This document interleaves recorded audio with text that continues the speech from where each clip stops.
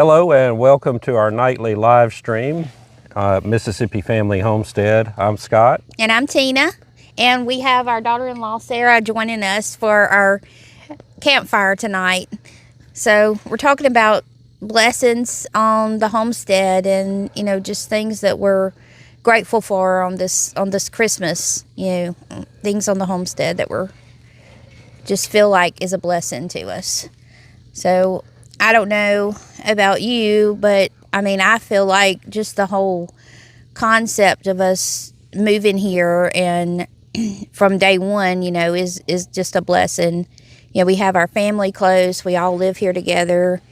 It's a blessing to be able to try to live off the land and have some, food grown on the land. And I love my chickens. That's just a blessing to me to be able to own the chickens like that.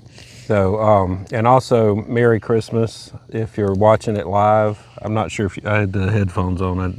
You didn't say Merry Christmas. Merry Christmas. So anyway, Merry Christmas. Thank you for joining us. And, we thought today would be a good time to reflect on what we're thankful for on homesteading and, why we're here, what brought us here.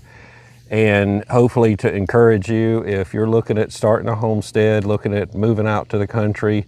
Hopefully this will encourage you, or maybe you have a homestead and you're kind of down about it. Maybe, this will help encourage you too. So, we're glad to be out here under the beautiful stars in central Mississippi, just enjoying the campfire on a Christmas night. Yeah. And enjoy it. Christmas was great, but I'm kind of glad it's done. Yeah.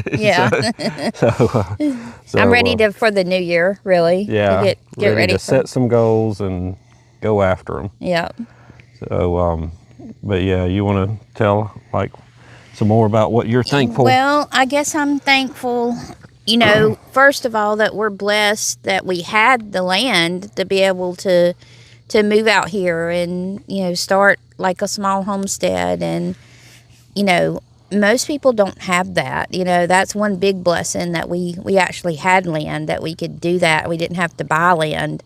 We could just move here and start whatever we wanted to start, here on the homestead. And, I'm blessed with our family. It's always a blessing to have a family, and I guess for everybody that's a blessing. But it just seems, I don't know, nicer on the homestead, I guess. I guess it's more, your family seems closer, I guess, when you're on a homestead and, able to live together like that.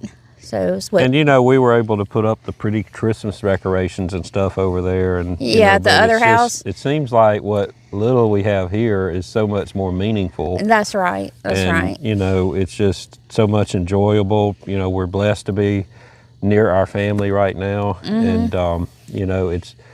I don't think we appreciated the land, before, until we moved here. Yeah. So, it's.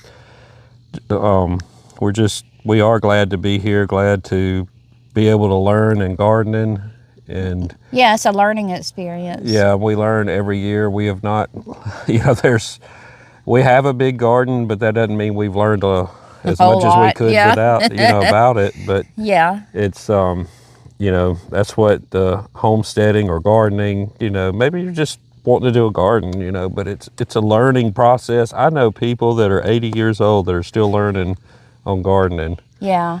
I remember your uncle, before he passed, he was still learning on doing stuff in garden. He likes to watch YouTube and watch shows about homesteading and stuff. He said, I learned a lot from that. Yeah. So, even at his age, no matter how old you are, it's always good to be able to learn something. So I think we're blessed to be able to learn new things here on the homestead. So what is your favorite thing about living out here? Your number one favorite thing? I don't know. You put me on the spot. I guess. I told you we were going to wing it tonight. We don't have any, we have zero notes. So this is all, we're just, we're winging it tonight. I guess I really, really like my chickens. I'm blessed about my chickens. That was an easy one. Yeah, it was. And I guess, I'm blessed to have the experience, to have a garden like that and try to grow things for ourselves. I mean, I knew I grew up that way, but it wasn't like I was in charge then of planting stuff and growing them and, being in charge of taking care of the chickens and stuff. You took it for granted back then, didn't you? Yeah, you did. What about Sarah? What are you most What's blessed? your favorite thing about living out here in the country?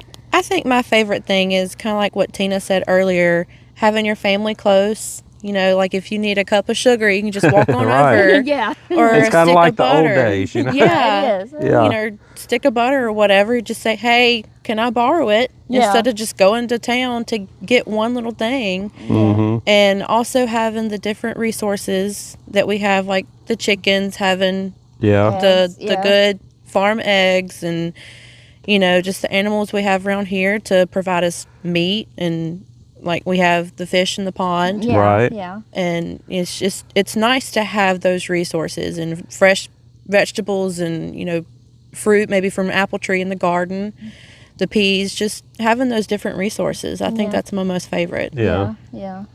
It's nice. I think my favorite's probably the garden and having, the fresh vegetables, you know, and this year we're going to really hit it hard on the garden because we need to, I'm going to eat more healthier and try to get in better shape. And I think the garden food is a good way for that, Yeah, and I do too. for sure.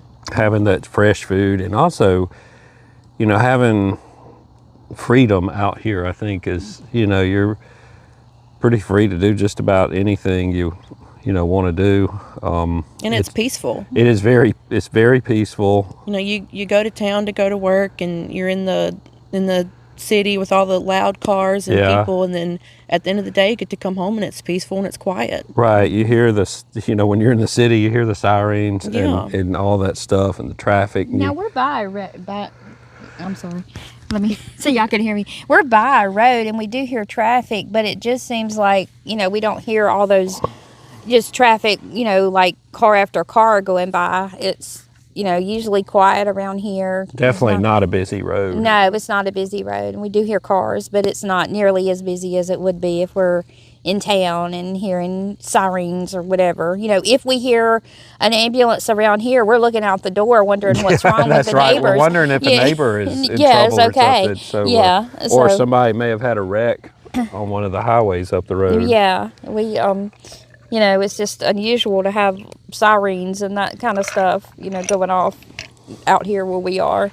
It is peaceful. Yeah, and another thing is just enjoying nature. There's just so much nature out here that, we're in Mississippi. We're not around like Alaska where you have all these beautiful snow-top mountains, but there's a lot to, there's some beautiful places in Mississippi and the southern states. They don't look the same as some of the others, but, there's, you go walk in the woods and you can just enjoy it and just see the different nature. We see deer all the time out here and see all kinds of different wildlife. Yeah. And, I really like that. Yeah, we can see. Just kind of being connected to the land. Yeah, it is a connection. And like, our son, he likes to go, hunting on the land, and that's, a lot of people, they'll go hunting, but they don't have land. They're in hunting clubs. Yeah, and that kind of stuff that they lease it. Yeah, they can't go, on their own property, their own land, just, to go hunting. And I know that's a blessing for him, to be able to do that and enjoy that. And,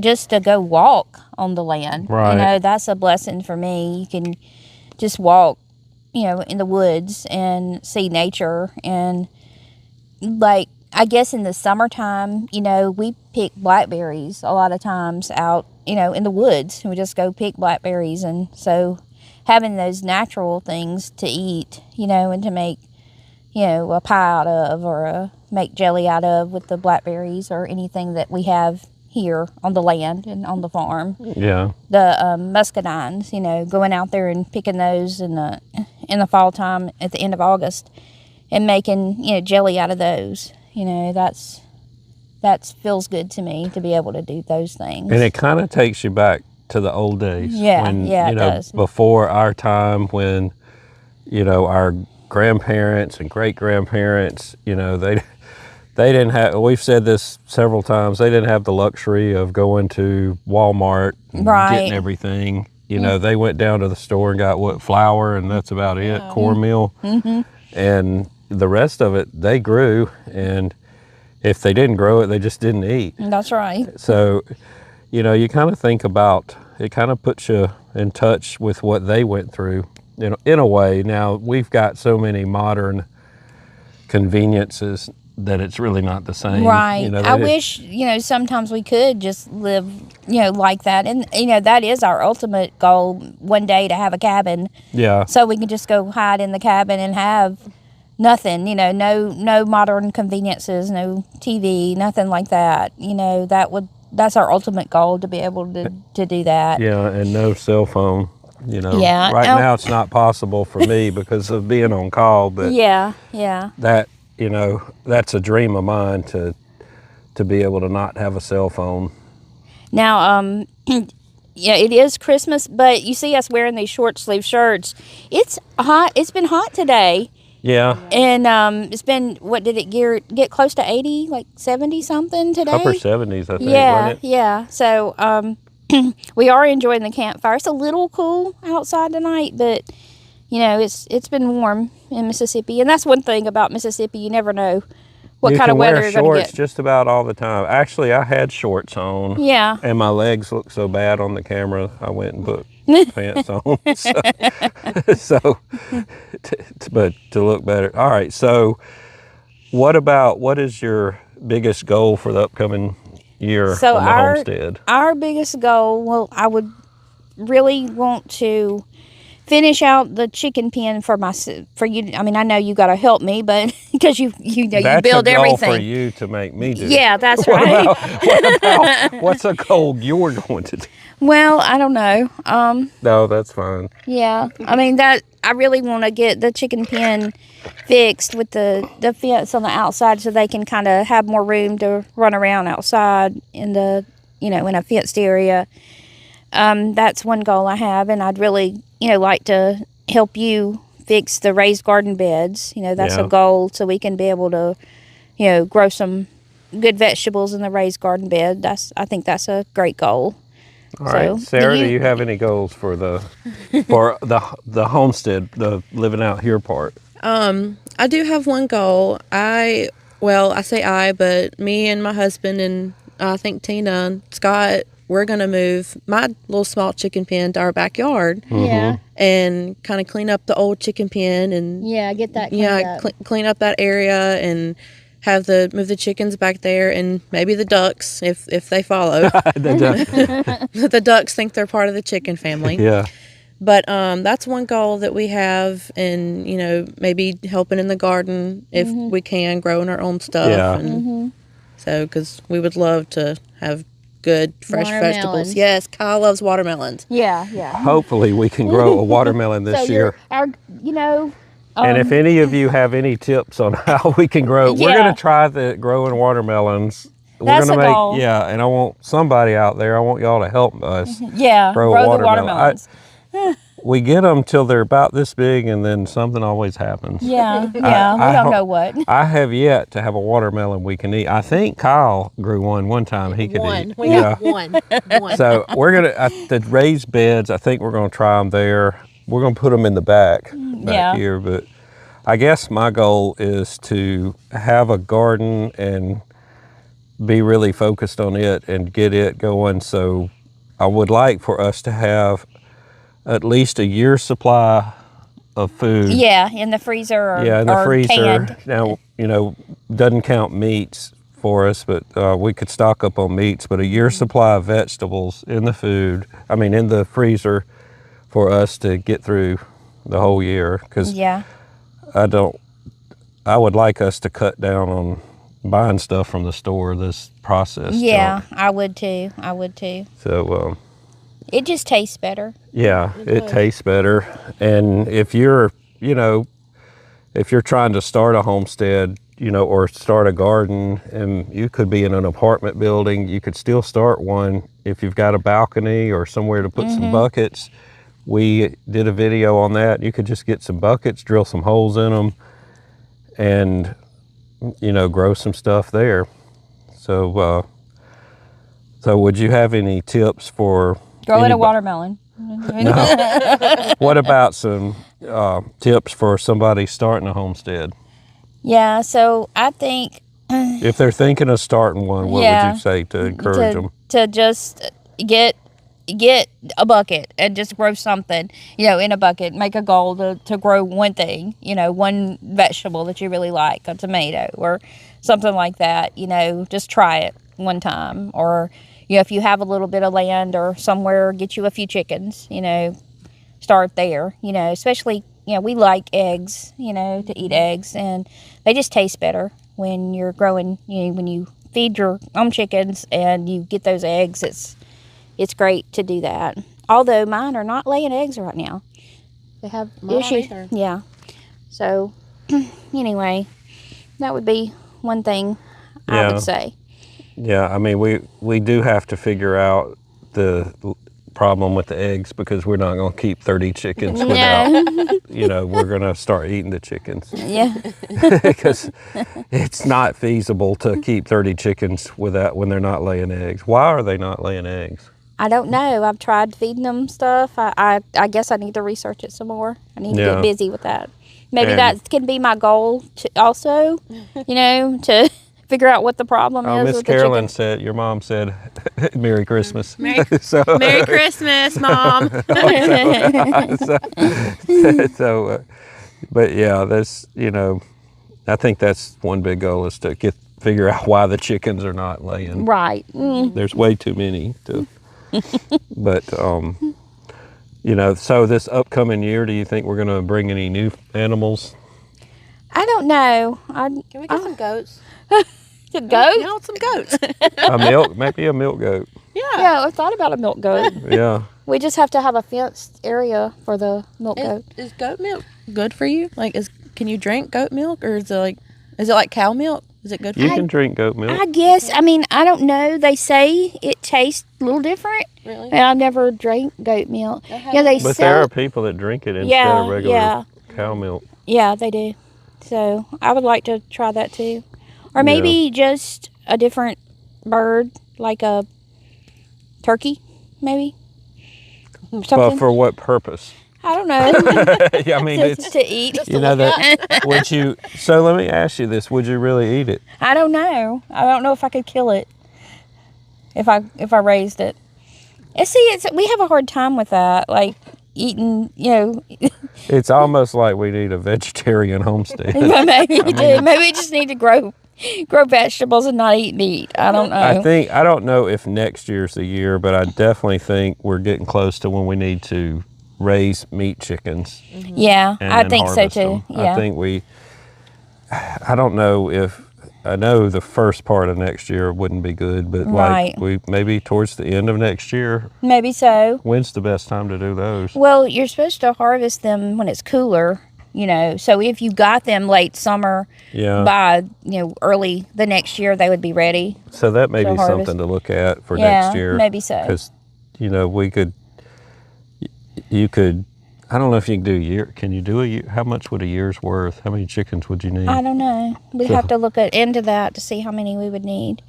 I mean, a lot of people do like 50, raise about 50 of them. Yeah. And, you're not going to eat, you're going to cut it up and use different parts of the chicken. So when you think about that. By the way, talking about different parts, we were watching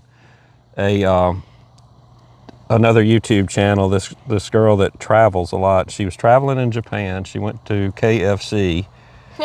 Okay, by the way, so to that story, in Japan they eat Kentucky Fried Chicken for Christmas. It's a tradition. According to her, I've not researched this, but according to her, she's there.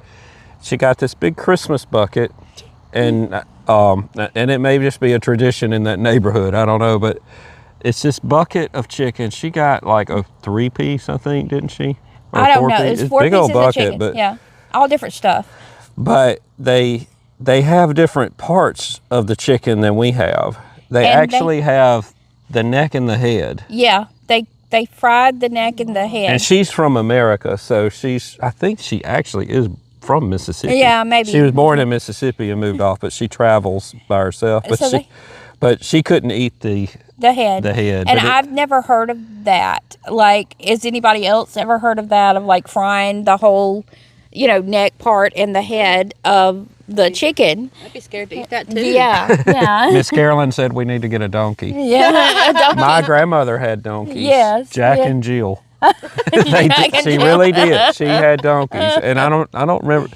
At first, they had cows, and then I guess he got rid of the cows, and then later on they had 2 donkeys, and when. Well, if we got a donkey, I wonder if we could teach it to plow, like the old days. Maybe, Yeah. Plow the garden. Yeah, because we'd have to have a purpose for it. Yeah. We need animals with a purpose. And I had a friend that I worked with. Her dad, who passed away, lived up here, and he's just passed away about 2 or 3 years ago, and up to about probably 5 years before he passed away, and I'm talking about this would be just probably 8 years ago or something, he actually plowed his garden with a mule. Not a gas powered, but a real mule. He preferred plowing with a mule. Huh. He talked like it was easier to do it with a mule. Yeah. So you need an old-fashioned plow. Do they make old-fashioned plows anymore? I'm sure they do. Yeah. You might could find one. Yeah. Find it on Amazon. You can get anything. You buy there. anything on Amazon. But yeah, a donkey would be, be something to get. I thought about getting some pigs and Now, having them I butchered. think, now if I didn't have to kill the pig myself, I think I could send it to the butcher and have it done. I think I could do that. So, and they clean up. You put them in a wooded area and put a fence around them, and they clean that area up because they like to root and dig all the roots up and stuff, and they'll eat kudzu roots. So why would you have more trouble with the pig than you don't have a problem with eating a deer, killing a deer, do you? No. They're not my animal. They're not my pets. If you're raising your own animals, they just become your pets, So, but I don't think I would have a problem with sending the pig to be slaughtered. I would just have a problem with doing my own. I think I'd have a hard time. But I could do it if I had to. When I grew up, we used to kill the chickens and eat them, Did you? Yeah. Me and my sister, we thought it was funny to kill a chicken. We did. We would, well, in the old days, you didn't humanely kill the chicken. Now you have these little cones and you put the chicken down in it and they barely feel it, right? Yeah, you slit their throat. But when I grew up, you didn't have little cones where you stuck the chicken down in the little cone thing. You chopped his head off with an axe. And if you've never seen that, the chicken, after you chop its head off, it flops around the yard and it doesn't have a head, and it's pretty gross. There's blood going everywhere. Now, Miss Carolyn said the donkeys will keep away the coyotes. I didn't know that. Oh, I didn't know that. I didn't know that either. Really? Yeah, because if a coyote comes into the gate or something, the donkey uses its back kick, and it'll kick the coyote. Well, that's interesting. Yeah, I didn't know that either. Yeah. At some point, we do want to clear off and make a fenced area for a pasture. There was a pasture here, but that would. Yeah, if the pasture came close to your chicken coop, they could protect it. Yeah. Well, that is interesting. Yeah, I did not know that. Yeah. Because we do have coyotes. We had a coyote get our favorite rooster. And it wasn't my favorite rooster. It was my favorite. But, I haven't seen any lately right here, but on our cameras towards the back of the property, there's a lot of coyotes back in there. Yeah. Coyotes, fox, bobcats. Didn't Kyle see a bobcat on his camera? Yeah. Yeah, not too long ago. And the other night, Kyle heard some like 2 packs of coyotes down there at the bottom. Oh, across the street. Yeah, like they were running. It sounded like they were running across. Okay. Oh, okay. That's a excuse me. That's another thing I like living out here. You know, sometimes like my mother think, ooh, coyotes, but you know, it's kind of, as long as they're not here getting into something, you know, it is kind of neat to hear them. To hear them out and there. all things, like, you know, you hear owls, you know, and the birds at night. In the summertime, you hear the whippoorwills, and it's great to hear those noises, you know. And in the summertime, you hear a lot of crickets, you know, just at night. You know, that's what I grew up with, listening to the crickets, you know, outside at night. You just don't hear that kind of stuff in the city. I didn't grow up listening to the cricket. I wish I would have. But Yeah. I was always jealous of people that lived in the country. 'Cause Yeah. I always loved going to the country. Yeah, well, I guess I just never knew what it was like to live in the city when I grew up. You know, you grew up with the chickens and out in the country, and you heard the owls and the coyotes and all of that. And I guess if you didn't grow up that way, it's really amazing if you do decide to get a homestead and, you know, move out on it, just to hear the noises, you know, out in the country, the different noises, and like the stars, they're brighter out here in the country. I grew up in the country. Yeah. You know, we had we heard all different kind of noises, and we had one coyote come in our backyard one time, just walking through. Really? We've had deer come back in the backyard. It was funny, we had a fenced in backyard for our dog, and the deer would hop the fence. Really? To go in the fenced area to eat the grass. Really? Yeah. So, I mean, that was cool to watch them just jump over the fence. Yeah. And we'd see them roaming around outside, but, you know, I mean, it's nice to hear all that. It's peaceful. It is. It's a good peace of mind. So Tina, you always talking about, like, I grew up with more than you did. You which did. I don't. All right. But I guess. But let me. I didn't- want to ask you a question. Yeah. Would you choose to grow up like I did, or I'm talking about like I did in the city with cable TV? Of course, it wasn't but 12 channels. You know, but like cable TV. And I hate to date you, but air conditioning. Yeah. And, you know, because y'all didn't have air conditioning, did We you? didn't. We did not have air conditioning. And she's only 50. Yeah. So But, I didn't. I mean, so which would you choose? I mean, I would choose to live out here, you know, in the country. I can't, you know, when I was growing up, I probably wouldn't have said that, but I can say that now. Because y'all were really what we would say now, we're homesteaders. Right, I mean, your grandparents, and did your mother do anything in the garden? Yeah, my mother helped in the garden, yeah. Even though they were full-time jobs, nowadays we would say, oh, they're homesteaders, you know, because, you know, back then it was just, hey, they were That's getting what through we did. life. Yeah, I mean, we didn't have a dryer. You know, Mama would wash the clothes and hang them out to dry. We had a dryer, but Mama never used it. Yeah, she'd hang her clothes. She hung the clothes out, and it's like she had a dishwasher and never used it. Yeah. And she always washed the dishes by hand. We didn't have a dishwasher. We had a dishwasher, but Daddy did not use it. He was the dishwasher. Never used it. That's like my mom. She did not like. I don't remember her ever using the dishwasher. I mean, I know she did some, but I'm sorry, but that's one convenience I'm gonna have to have. Yeah. I don't have to have it, but you know, I like having it.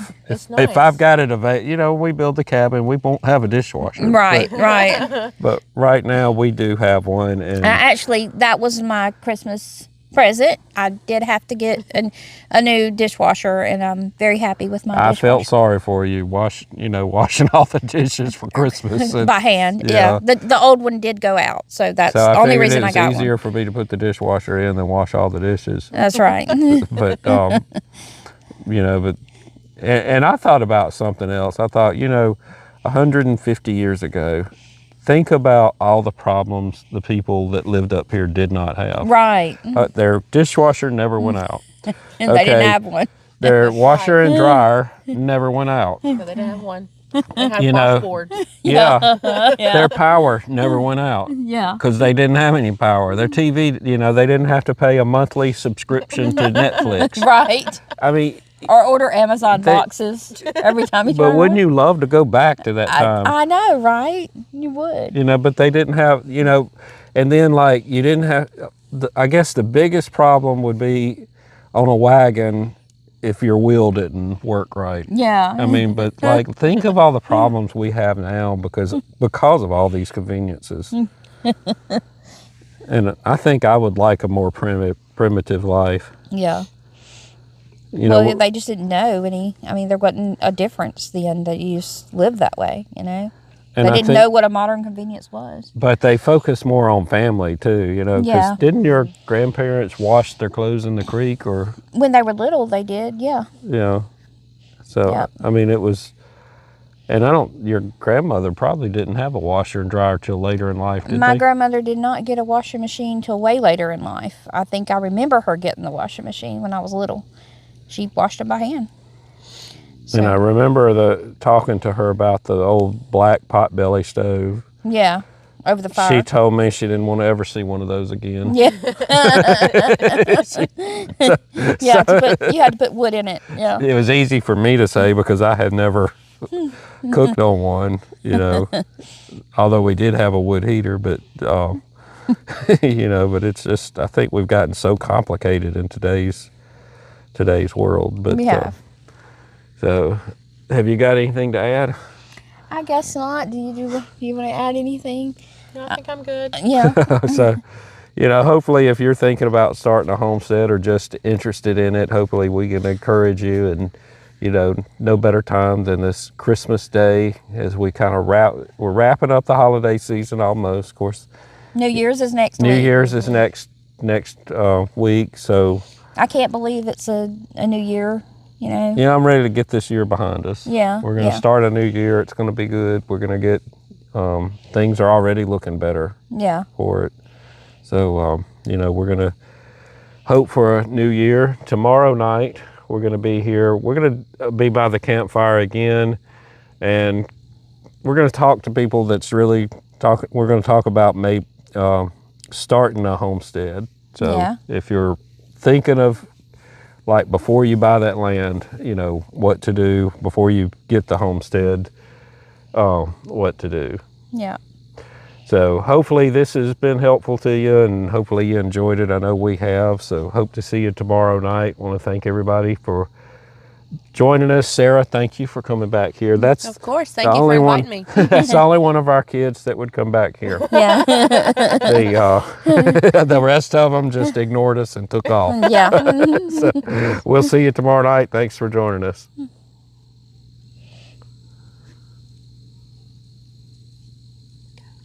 Nice Callie.